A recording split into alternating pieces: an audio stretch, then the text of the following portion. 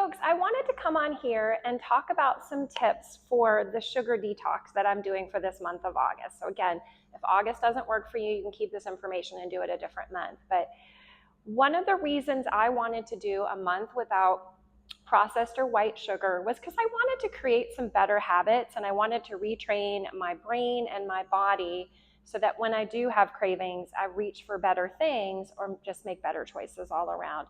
So one of the things I'm not doing is I'm not finding sugar substitute brownies or cookies, or I'm not using monk fruit to make, which I think is a great sweetener, so I have nothing against that.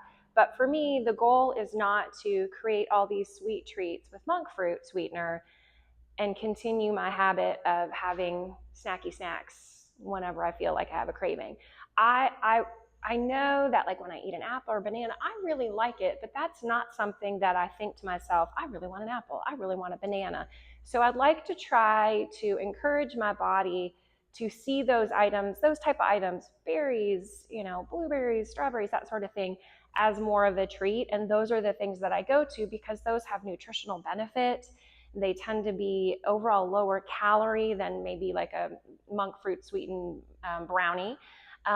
They have fiber, so they're going to be more filling. They're going to last longer. So I'm hoping that by making better choices, maybe my cravings diminish, and when I do have them, a banana would serve the purpose, which would be so much better for my body so that my blood sugar stays more regulated.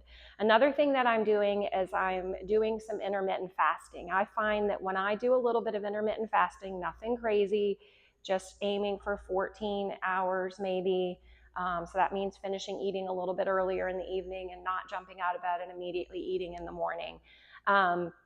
That I have less cravings, I feel more satisfied, and I tend to feel fuller throughout the day. So I think it just regulates my blood sugar a lot better for the day. So those are just two things that I'm going to do. I'll have more tips for you soon. So if you're joining me in the sugar detox, those might be some things to consider. Good luck. We can do this. I'll see you soon. Bye.